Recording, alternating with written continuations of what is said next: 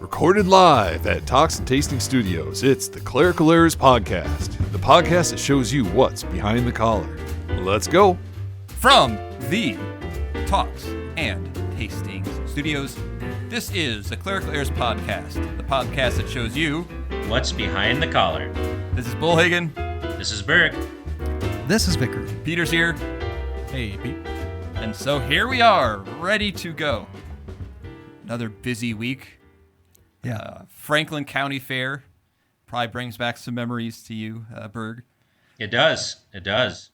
So, Vicar, what is your first impression after your first day of the fair? Well, I really like it so far.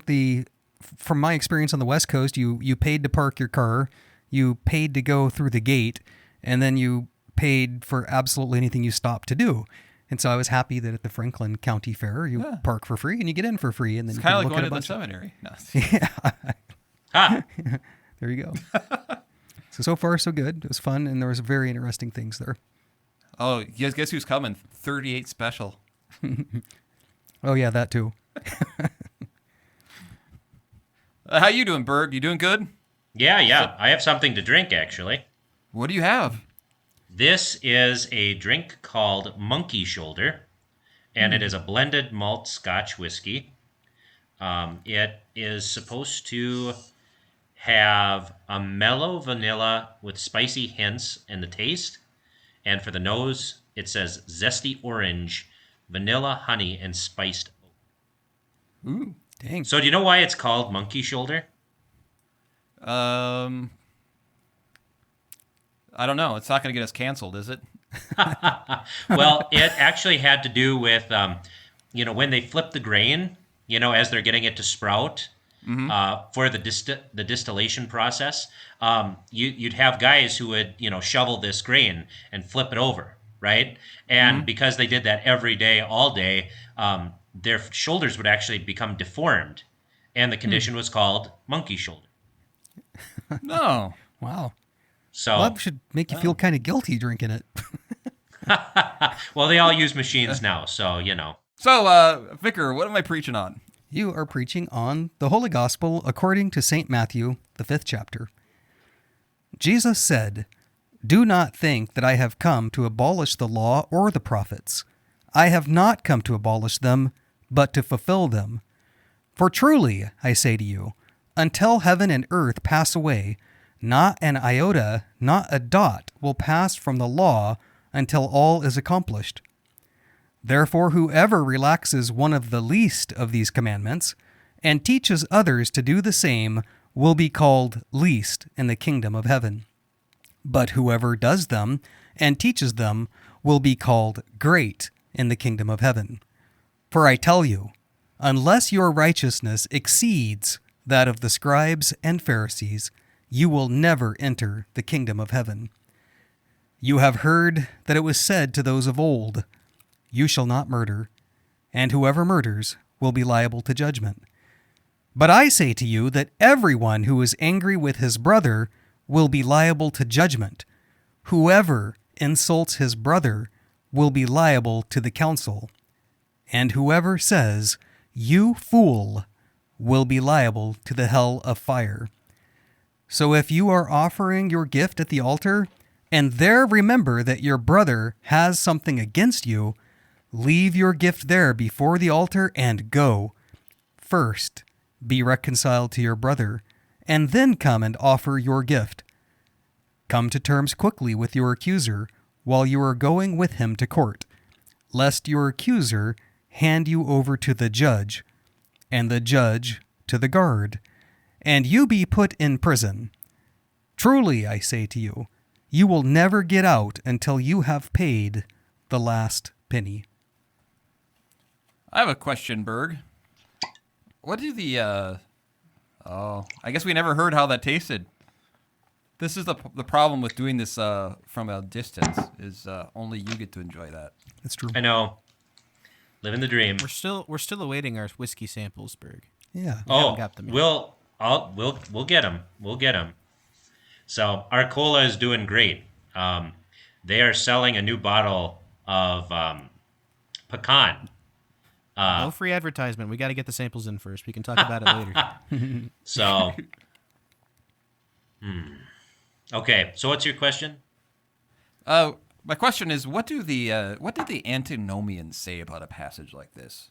I don't know. I mean, like, the way they would probably say it is that, yeah, this is the Christian's life before conversion, right? Before you're justified, and it's true. But since Jesus has done the law for you, now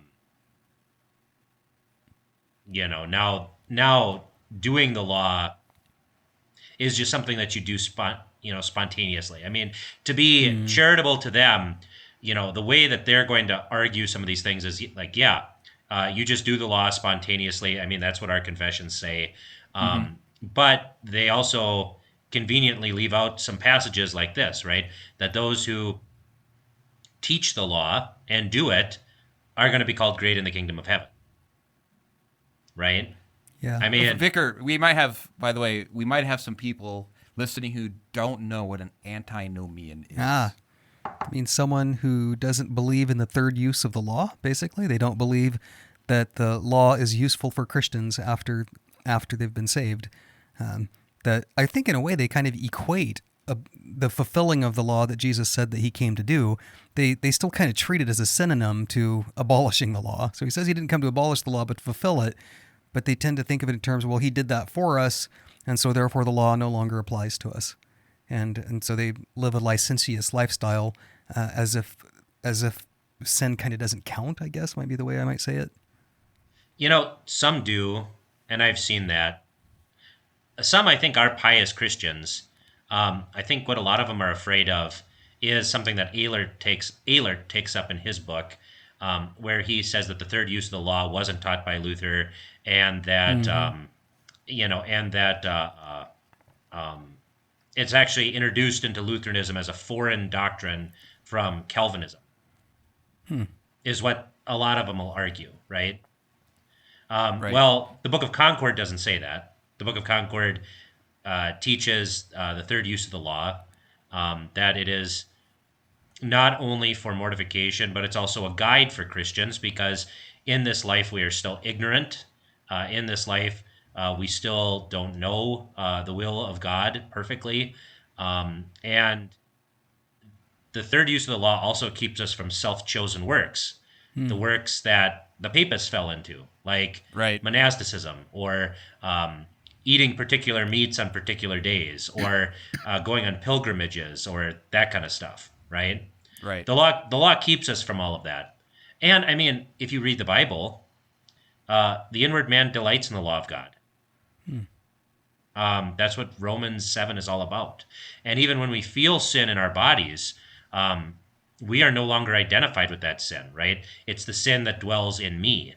And when I see this sin acting up in my body and I say that sin is wrong, I'm actually agreeing with the law, right? That's what Paul says. Right. I serve the law with my mind, as he says. Do you know what I think part of it is, too, is we get sometimes with our systematic theology, we can get so stuck into categories that we forget the practical nature of some of this stuff. Mm-hmm. What I mean by that is we could fall, there's these three uses of the law. Really, if you're using God's law as a mirror, for example, you are also considering in that process, well, I kind of want to do better. I'm being instructed in the law, and it doesn't necessarily fit that narrow category for each. Part of the drowning the old Adam is to consider your sins and how Christ has washed them away, but also recognizing that sin is bad and addressing it. So sometimes I wonder, when people get into these super nuanced discussions about the various kinds of law, it makes me wonder, are they actually doing it? You know what I mean? Yeah. Well, and this is why there's a great book out there for that really everyone can get. It's was translated, and it's on LutheranBooks.com, I believe it is. And it's called Only the Law is Eternal. And it is actually the disputations that they had about this very Question: What is the use of the law in the life of the Christian? And it's actually very easy to read, very straightforward. So if our listeners want to know more about this whole discussion, I guess that's where I would go. And I would look at, okay, how did Luther and the Reformers deal with this reality, right? Mm-hmm. So, But getting back to the text then,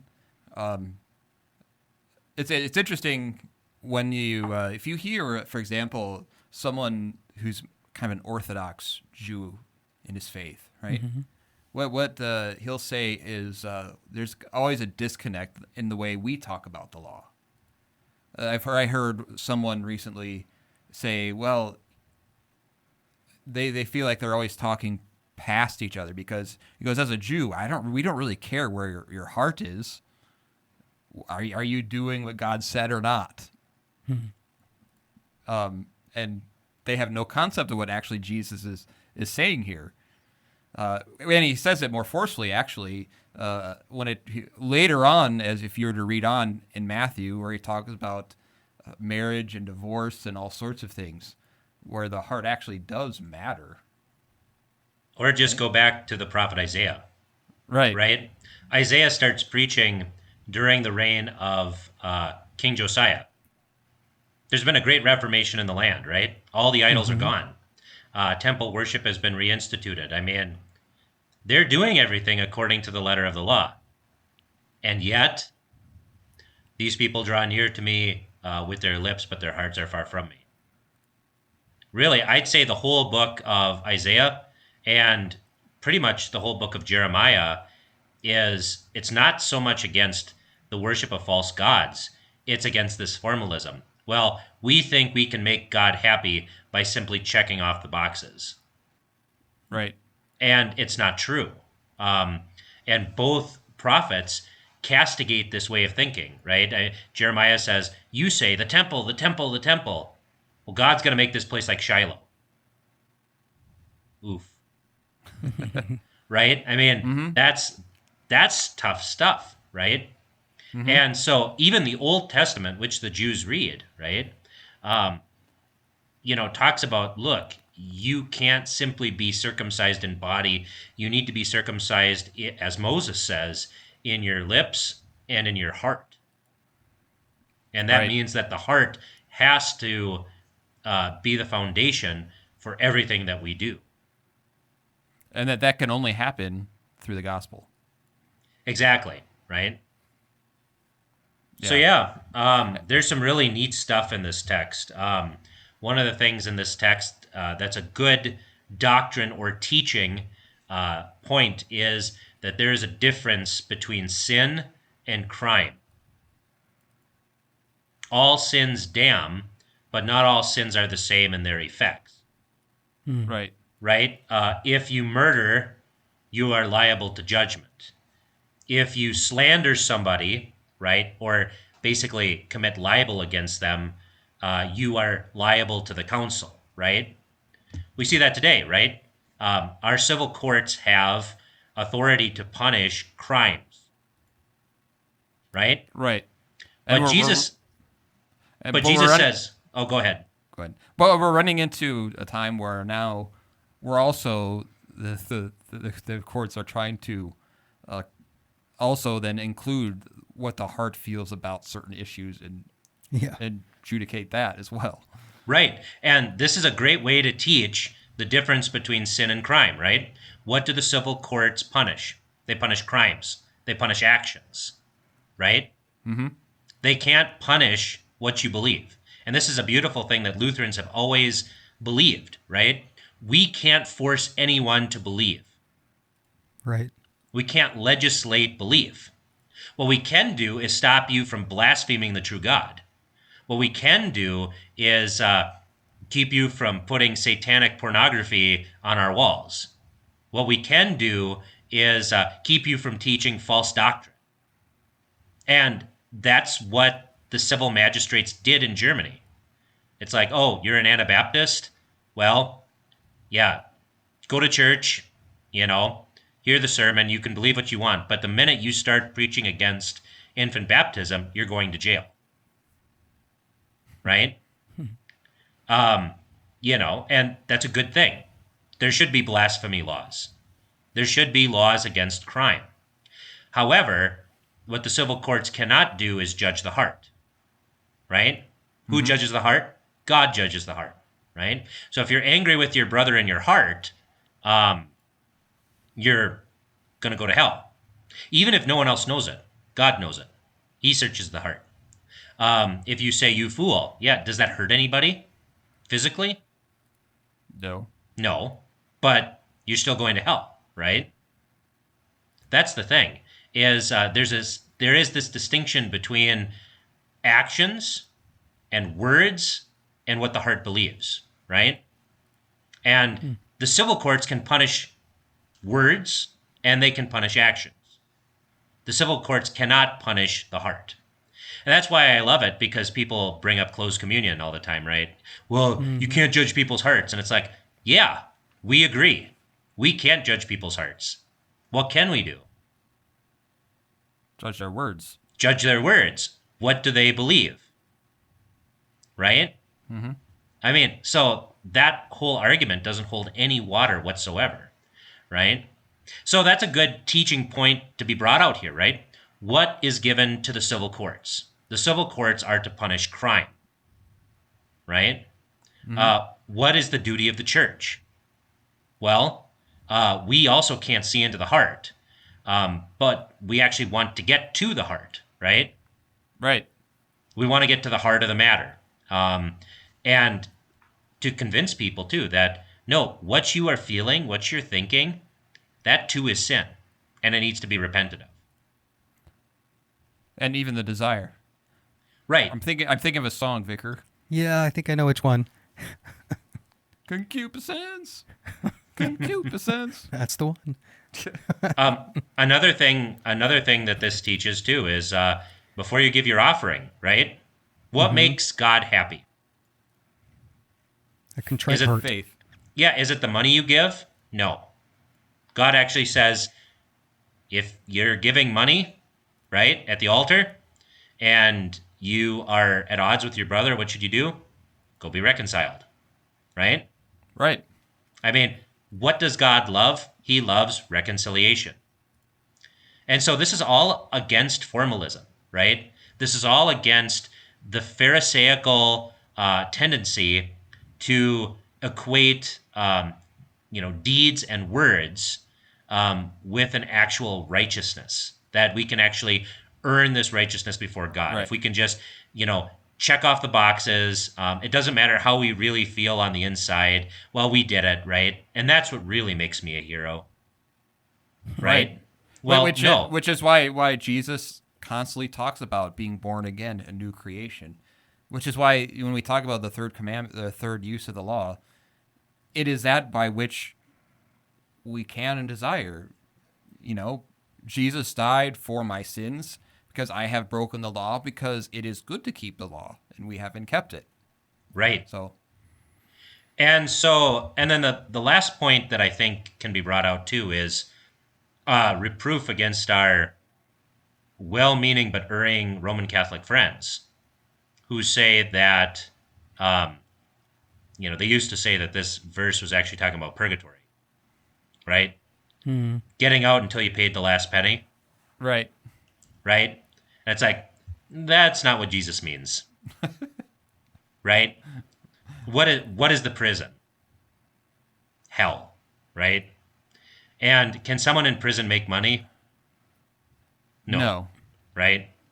And so I think that's a good reproof that, look, there's no way out of this, right?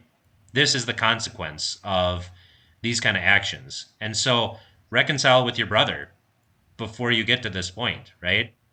Mm-hmm.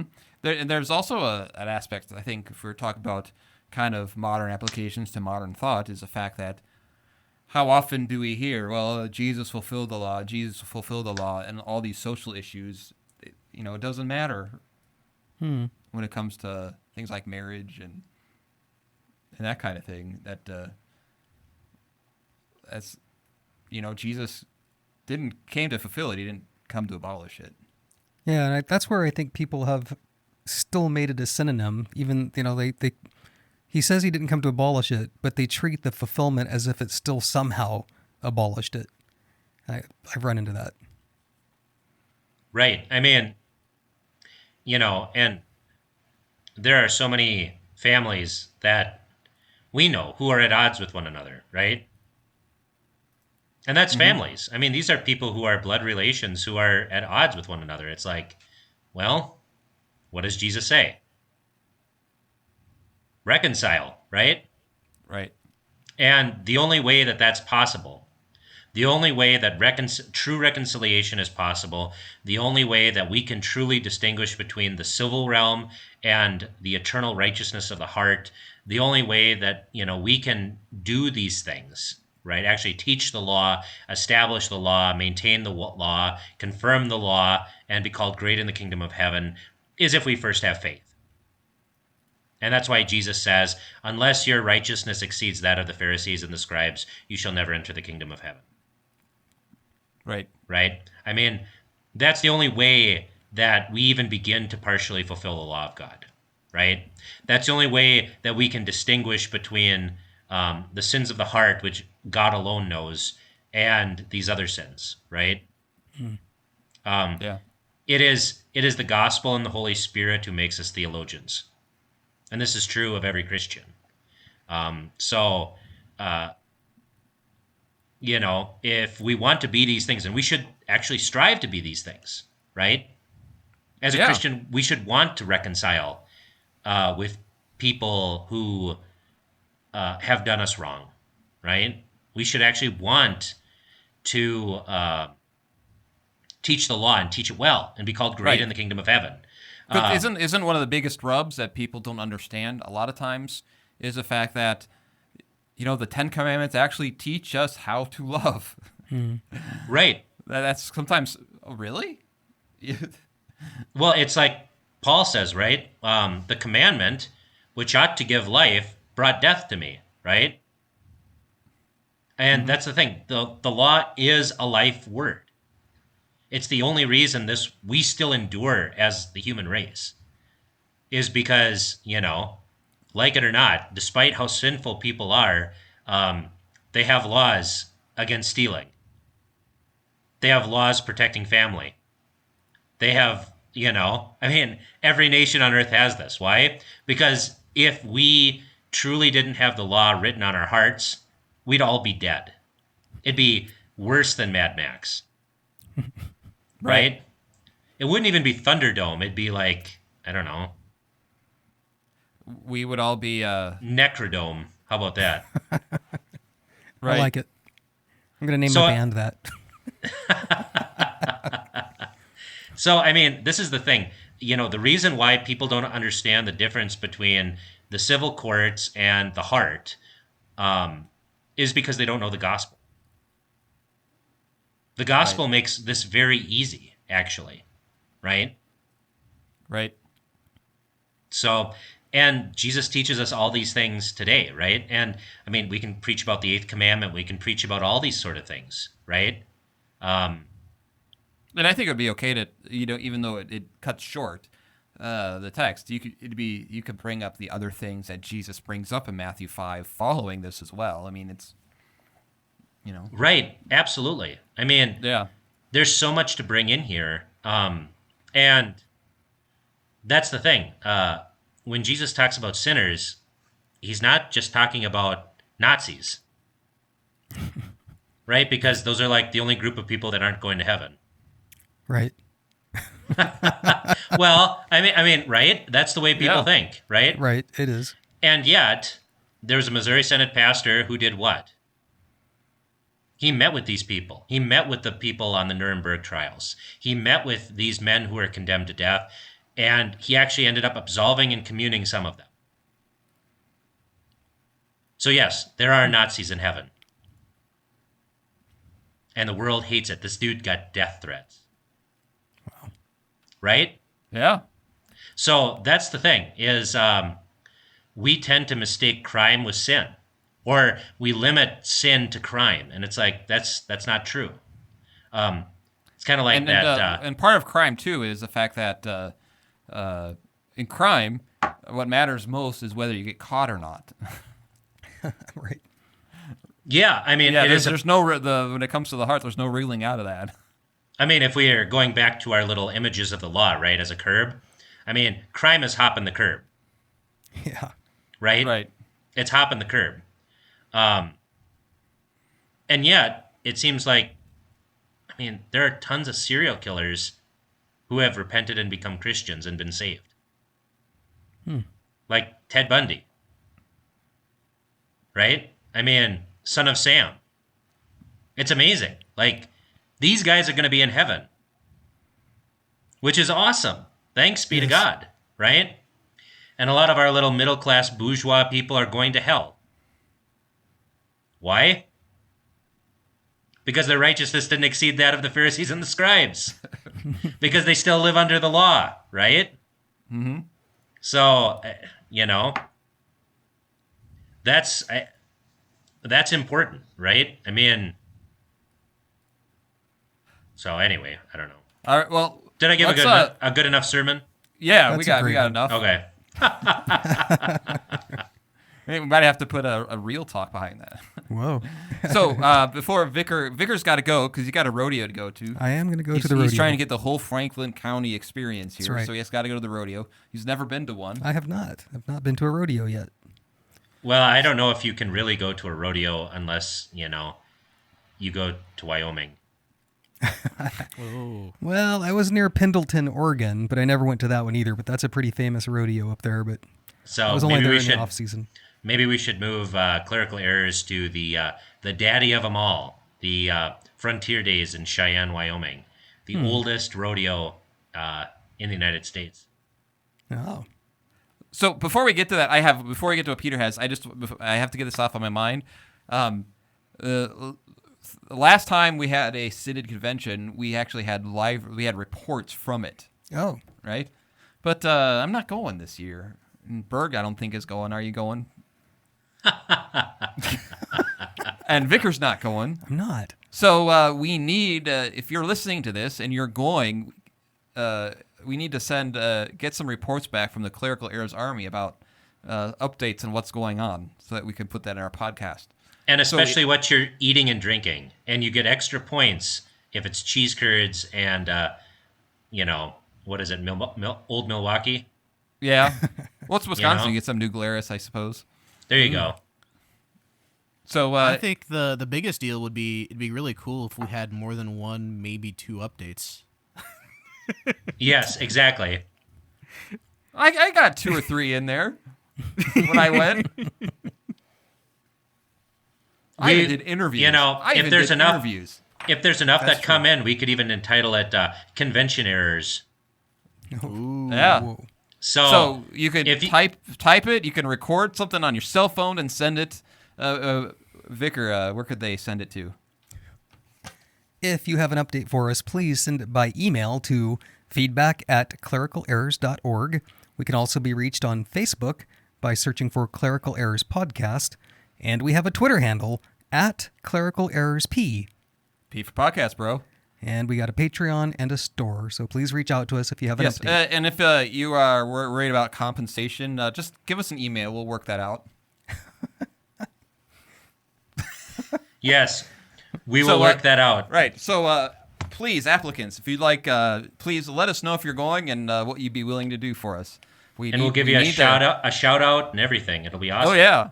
If it's good, maybe we'll promise a T-shirt. Yeah, you won't get it, but we will promise that we will give you one. For Pretty sure. sure we'll promise it. All right, well, I'm out. I'm on my way to the rodeo. All right. Peace out, Bye. Vicar. Vicar does not know what he's about to miss. Okay. All right, Peter, what do you got? All right. I have a few audio files for you guys to listen to. Okay. All right. So I was bored on Saturday, and I learned how to train my own AI. Okay. So I spent some time and I trained an AI. Basically, what you do is you feed it a bunch of source audio, and you tell it to copy somebody's voice and change it into somebody else's. Well, as the producer of the Clerical Errors podcast, I have quite a bit of raw audio of some individuals. Certainly. So I have created an AI that replaces the voice of some stuff with Bull Higgins' voice. Okay. Okay, that's awesome. So here's an example. Remember last week we were talking about Independence Day for a second there? Right. Yep. Yeah. Major. Borrow that. Sir.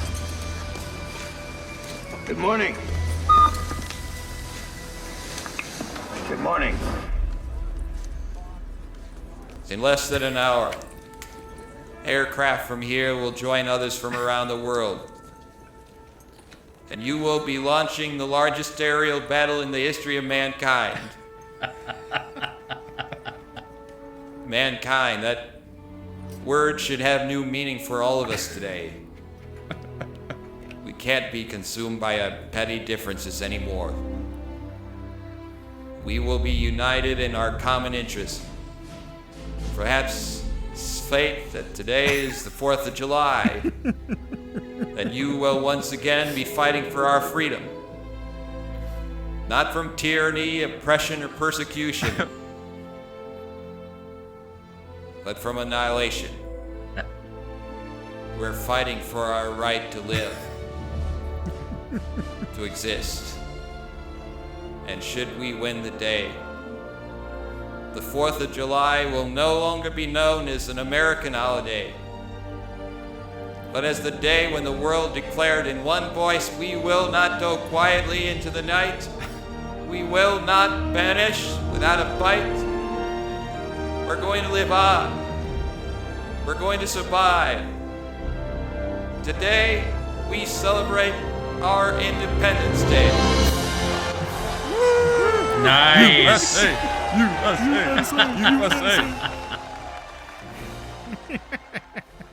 So what do you think of the quality of that one? Wasn't that was incredible? That was awesome. Like, if they just played that at the convention, I think they would all become Lutheran. All right.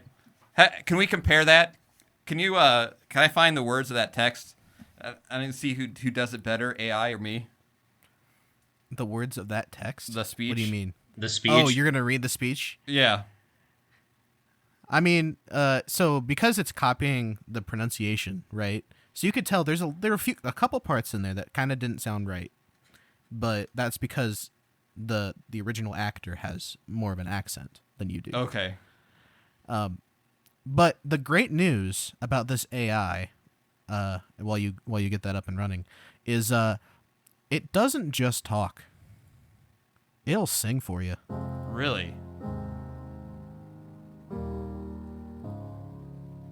Hello, it's me. I was wondering if after all these years it'd like to me to go over everything. They say that time's supposed to heal ya, but I ain't done much healed. Hello. So I could skip forward a little bit.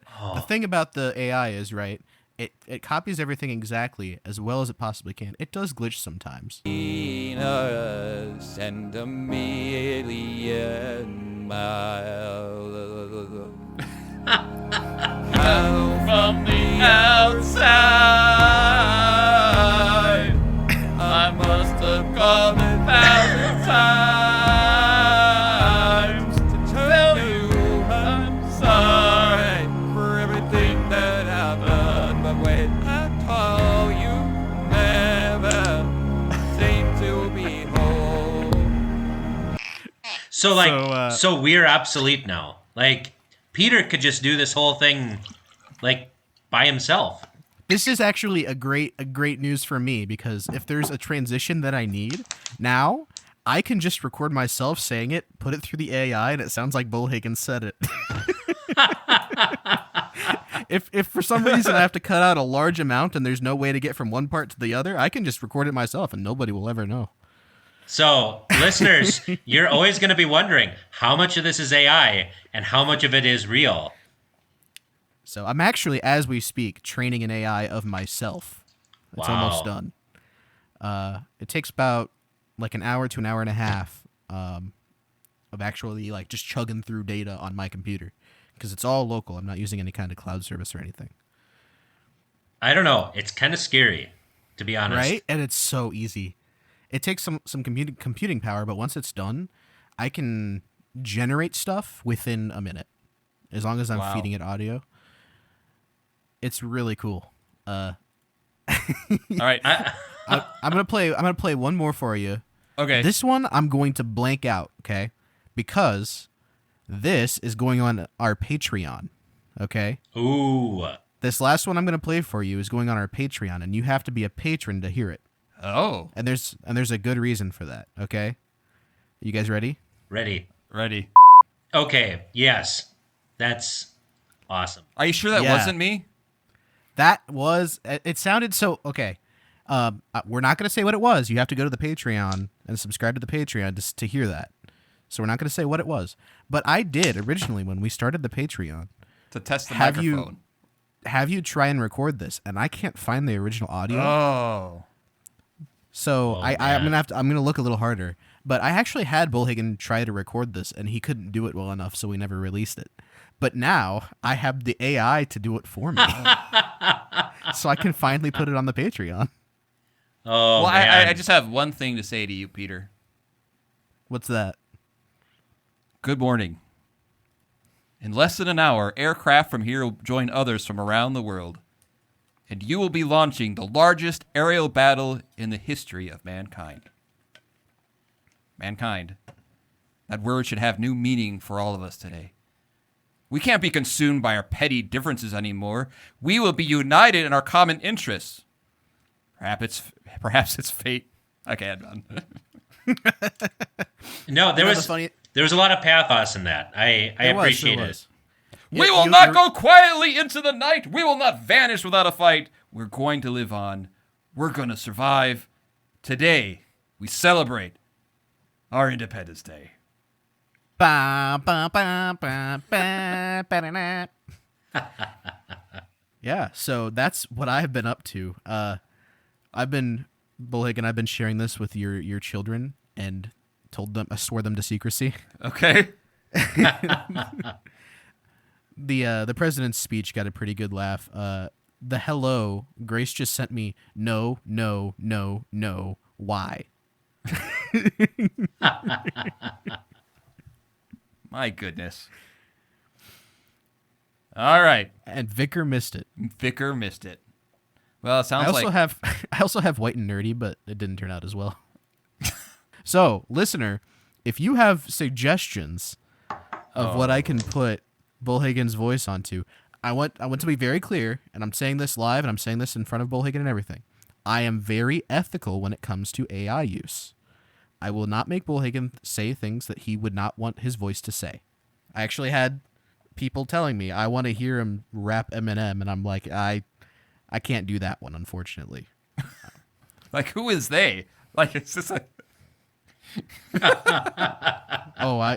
Everybody in your life besides your wife has heard this. Oh, wow.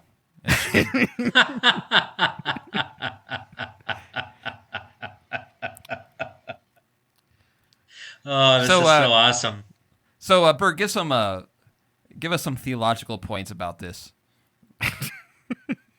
That I don't know, man. Like, this is super scary because, like, I'm just thinking about, like, when I call into my internet provider or anything, and they want, like, these security codes and everything else. And it'd be so easy to, like, go around that now, So, Peter, I have a question.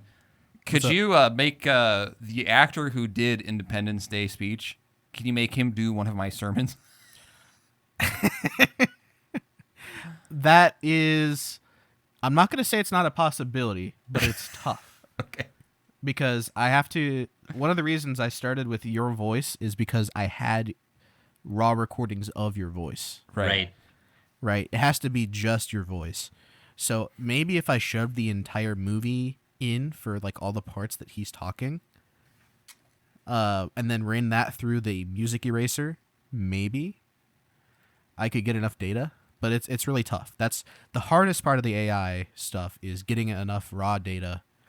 Bullhagen, you don't want him reading your sermons anyway. I mean, That's true. John Candy, on the other hand, Oh, or Jim Belushi, There you go. or Bill Murray. Now that would be Pacino? awesome. Pacino would be awesome, man. Stallone. I was actually watching That would be a cool. little bit of the A Few Good Men with Jack Nicholson. Yeah. Jack Nicholson would be awesome. All right, so I want to start a new segment now. Oh, All right, this is I'm going to challenge Berg here to fix Joel Osteen tweets. what? I'm going to get a Joel Osteen tweet, and I'm going to ask Berg to fix them for us. Are you sure this isn't AI? Man, can you tell we didn't have much content planned for this episode? What's Joe Olstein's Twitter handle? Is he at Real Joe or something? Like, Well, it's got a blue check mark. I didn't realize they were still doing that. yeah, I think you can just pay for it now. Is the problem? Okay. All right. What's his at? It's just Joel Osteen. Oh, it's just at Joe Olstein. Yeah. All right, well, fair play. All right. So are you picking ones at random, or you have ones that are chosen? I'm picking pretty much at random because they're all gold. What? I was just heavy metal music playing. scrolling through Facebook, and I'm so glad, Berg, you're very much invested in what's going on in this. Oh, I'm listening. I have enough brain power to do both. Wow. Yeah, fair. Okay. I think All right, my Bullhagen. ADHD is starting to rub off on you, Berg. Dude, having a more flexible schedule, I get so much done. It's crazy. Right. I get to the church by like 6:30. Boom. I got my sermon done on Monday. It was awesome. I keep forgetting that you're in a actual parish again. I know. Isn't it crazy? It's awesome. It's like, oh yeah, he does actually have to preach this Sunday. That's Right. Yeah. I mean, and I'm even on a completely different text than you guys, you know? I'm on the 3 years, so Well, you gotta get that changed over for the podcast. I know, but Yeah. I love talking about Talk to your elders and say, well, I've been doing this podcast, and Well, first I get them listening, and then there you go. it's all part of a master plan. Anyway, you talked about ADHD. We're getting derailed. Let's listen to your first Joel Osteen tweet that we're going to fix. Yes. All right, Berg, fix this tweet. All right. All right. This was his most recent tweet. Underneath those ashes, an ember is still alive. All you have to do is stir it up. Stir up your passion, stir up your dreams, stir up your creativity, stir up your gifts.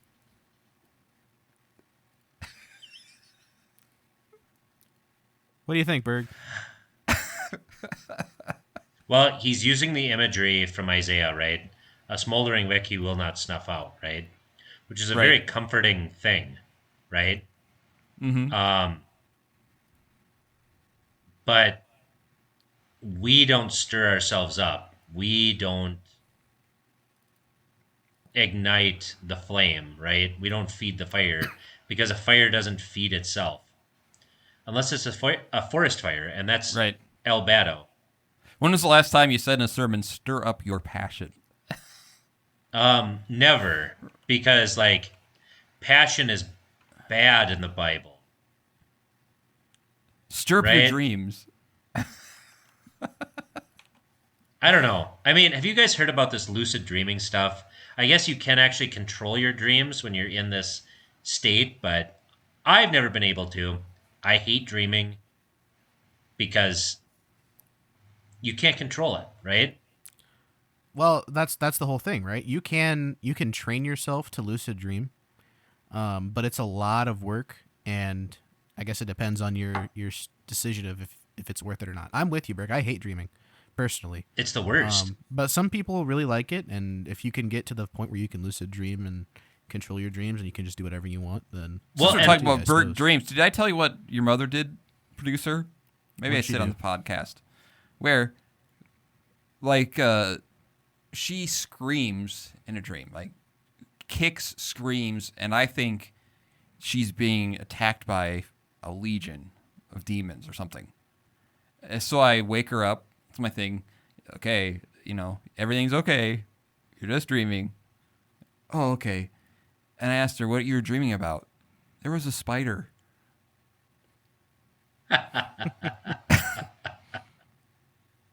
I'm like, are you 4? A spider. My wife's the same way. Yeah. All right. So that way you'd be safely saying, maybe make it about repentance. Deny yourself. Yeah. That despite the ashes and despite the broken dreams, God will not snuff out the smoldering wick in your heart.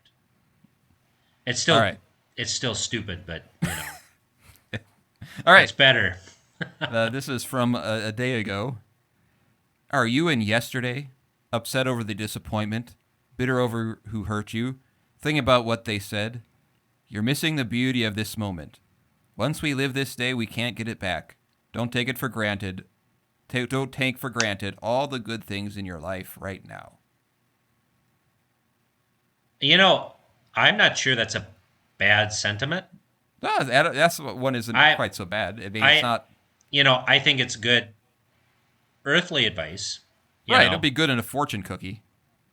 Well, and there's actually a Danish theologian that I've been looking at since I listened to the Art of Manliness podcast about the basically the theology of Red Dead Redemption 2, the video game. Yeah, I know. Okay. Awesome. Yeah. Peter is super happy about that. So, which is awesome. And this Danish theologian, he talks about things like kindness and self-sacrifice and the like as sovereign expressions of life. And I love that phrase. Sovereign, that we're kings, right? Because only sovereigns can give in abundance, right? Right. And they're expressions of life. They're expressions of the life that we have in Christ. And it's true. It's like if you're holding a grudge and holding on to these things, like you're acting like you're a slave, like you don't get anything, like you don't have, like you don't believe what Paul says, that everything is yours, the past, the future, all things, right? And that's why it's like, yeah, every day is a wonderful gift. Every day is a new day. We don't have to bring in the stuff from yesterday because we are sovereigns. We are kings and priests through Christ, right? And that's how you can live that kind of way, right? You can live Right. that way because Christ has made you a king and a priest, because your life is hidden in him, right? And no one can take it from you. And the fact that he opens by the gospel give us the opportunity to love, Right. which we wouldn't have without him. That's where, like, the gospel affirms and confirms the first article gifts.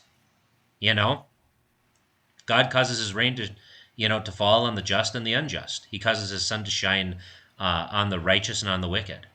Thanks be to God. So, like, go outside, play with your kids, enjoy life, because I can tell you what, the crap that you're dealing with today, you're not even going to remember in a week. There you go. So, you found agreement? It is necessary, but not sufficient. How about that? Okay. So All what right. you say is you agree. No, that is not what I'm saying. You've probably run my voice through the AI thing, and you're going to make me say I agree. Yeah, what you're gonna say is, here, I'll use my voice here. Yes, that's right. I unequivocally agree with everything that he said in that tweet. Yes, that's right. I unequivocally agree with everything that he said in that tweet. We'll see if that works. I'll put it in. Oh boy. All right. You ready for another tweet? Let's do it. All right. Psalm 125 says, God will be good to those who are in tune with him. Notice, you can be in tune with God, or you can be out of tune. The way you get in tune is by thinking victorious, overcoming faith-filled thoughts. Okay, this has to be an open AI thing, right? There's no way a human said that, right? Yeah, I'm trying to even process what is being said there. So he says, Psalm 25 says, God will be good to those who are in tune with him. Okay. And you are in tune with him through victorious thoughts and faith-filled... Overcoming and faith-filled thoughts. Overcoming and faith-filled thoughts. It's so weird. Such a weird way to say it. I'm trying to see how he is using, because I doubt that the Bible actually said in tune, because they didn't have radios back then. That's a weird way to say it. You'd think at least it'd be like aligned with God. What's the psalm? I can look it up too. Those who trust in the Lord are like Mount Zion, which cannot be moved, but abides forever. As the mountains surround Jerusalem, so the Lord surrounds his people from this time forth and forevermore. For the scepter of wickedness shall not rest, and the land allotted to the righteous, lest the righteous stretch out their hands to do wrong. Do good, O Lord, to those who are good, and to those who are upright in their hearts. But those who turn aside to their crooked ways, the Lord will lead away with evildoers. Peace be upon Israel. So that came from like the Message. Yeah. One of the rewrites. So it's a terrible translation, but... What was the actual psalm on that? I can try and find the actual... That was Psalm translation 125. I just read the entire psalm, so... You know, even though his translation is wrong, and I know he means different things by victorious and faith-filled thoughts and overcoming, you know, he means different things by that. Right. And I think that's the thing, right? It's kind of like, this is why he's a sneaky guy, right? He's kind of like the Roman Catholics, where he's like, well, you know, faith, yeah, faith. But we mean something different by faith than you do, right? Right. It's all in the definitions. If what he means by victorious is, I can do anything through Christ. No, that's fanaticism. That's not Right. faith, right? If by faith-filled thoughts, it's like, oh, well, I'm just, you know, da-da-da-da-da, I'm going to do this, right? And he takes the black and white of Psalm 125 and makes it gray. There's a difference between righteousness and being in tune and out of tune. Right. And, like, that's why it's so subtle and so sneaky, right? Because you can read a good thing into this, right? That, well, what is victory for us? It's our faith, right? Faith overcomes the world. And I think sometimes Lutherans, like, pretend like God doesn't actually exist, or that God lost, or that he hasn't won when he has, right? But what is that victory? Is it being a billionaire? Is it wearing a nice suit? Is it, you know, living in Texas like him? No, it's none of those things, right? The sort of victory that we have is a muddy, dirty, tired, crippled victory. This is the victory that Jacob had when walking away from Peniel after he'd wrestled with God, right? Mm-hmm. I completely agree. We should, as Christians, have victorious thoughts. We should have faith-filled thoughts. But We should have Our victory is like in the cross. Our victory is in the cross. Our victory is in our faith. Our victory is in, oftentimes in suffering. And How about being poor in spirit? poor in spirit, the meek, all those qualities that, Americans hate. I'm going to be honest with you guys. I'm looking through all these translations. Almost every some of them are not good translations, but all of them are way more stronger language than in tune. Yeah. All of them are. Even the wishy-washy ones are pretty solid. pretty dead on. Which is why Joel Osteen the weakest is one I've found is whose hearts are right with the Lord.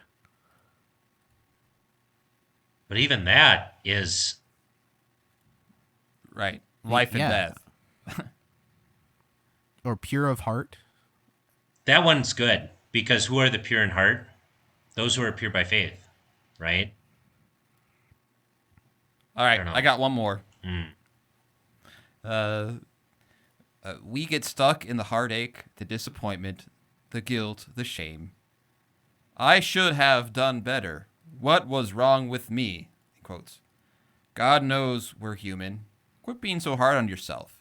Your mistake didn't stop what God has planned for your life. All right, fix it.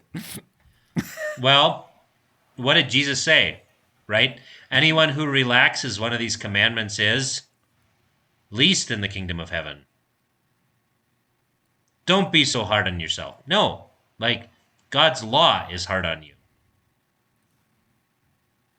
See, Right. this is this soft, I had a professor who would always say that under every antinomian, if you scratch him, you're going to find a legalist. And that's exactly right. Joel Osteen is a legalist, right? He is. He will do runarounds on the law of God. He will weaken the law of God. He will do a bunch of things, right, to make it so that way you can fulfill it. Right, and the law is, well, you're having negative thoughts, or Right. you're having depression, or Or your bank account isn't as full as you'd like it to be. right. So, I mean, the thing is, yeah, you should be hard on yourself. Jesus, through Paul, says, if we would judge ourselves, we would not be judged. Right? Mm-hmm. But if we are judged by the Lord, we will not be condemned by the world. Right? Right. And that's, of course, about communion in 1 Corinthians 11. Right? And he's confusing don't be so hard on yourself with forgiveness. Right. That's not forgiveness. And they're not the same thing. Right? Right. He's still viewing the law as something that can be fulfilled, as opposed to something that demands and yet is never fulfilled.